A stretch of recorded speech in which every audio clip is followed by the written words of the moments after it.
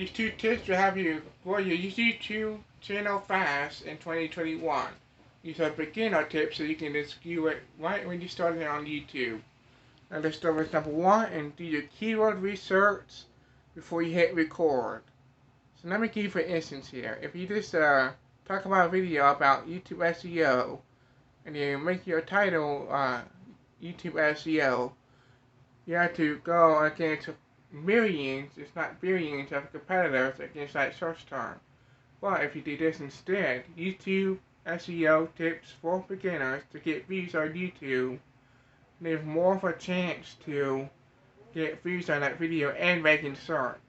Now the second thing you need to do is niche down. Focus on 1 to 3 topics on your YouTube channel.